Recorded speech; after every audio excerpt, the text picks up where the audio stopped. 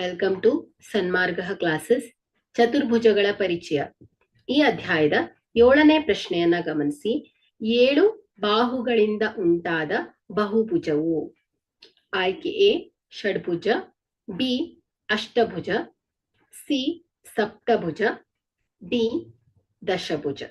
Okay, so ಇಲ್ಲಿ ಬಾಹುಗಳ ಸಂಖ್ಯೆಯ ಆಧಾರದ ಮೇಲೆ ನಾವು ಬಹುಭುಜಾಕೃತಿಯನ್ನ ಹೆಸರಿಸ್ತೇವೆ.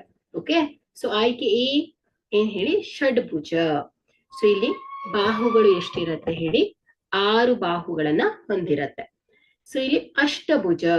ಸೊ ಇಲ್ಲಿ ಬಾಹುಗಳ ಸಂಖ್ಯೆ 8 ಬಾಹುಗಳಿದ್ರೆ ನಾವು ಅದನ್ನ ಅಷ್ಟಭುಜಾಕೃತಿ ಅಂತ ಹೇಳ್ತೇವೆ. ಸೊ ಸಪ್ತಭುಜ. ಸೊ ಇಲ್ಲಿ 7 ಬಾಹುಗಳಿಂದ ಆವೃತವಾದ್ರೆ ಸೊ ಆ ಆಕೃತಿಯನ್ನ ನಾವು ಸಪ್ತಭುಜಾಕೃತಿ ಅಂತ ಹೇಳ್ತೇವೆ. ಸೊ ದಶಭುಜ. ಸೊ ಇಲ್ಲಿ 10 ಬಾಹುಗಳಿರುವ ಆಕೃತಿಯನ್ನು ನಾವು ದಶಭುಜ ಅಂತ ಹೇಳ್ತೇವೆ. ಸೊ ಇಲ್ಲಿ 7 ಬಾಹುಗಳಿಂದ ಉಂಟಾದ ಬಹುಭುಜವನ್ನ ಕೇಳಿದರೆ, ಹಾಗಾದ್ರೆ ಇಲ್ಲಿ ಸಪ್ತಭುಜ. ಸೊ ಇದೇನ್ ಹೇಳಿ, 7 ಬಾಹುಗಳಿಂದ ಉಂಟಾದ ಬಹುಭುಜವಾಗಿದೆ. ಸೊ ಹಾಗಾದ್ರೆ ಕೊಟ್ಟಿರುವಂತಹ ಆಯ್ಕೆಯಲ್ಲಿ ಸಿ ಸಪ್ತಭುಜ ಸರಿಯಾದ ಆಯ್ಕೆಯಾಗಿದೆ. Thank you.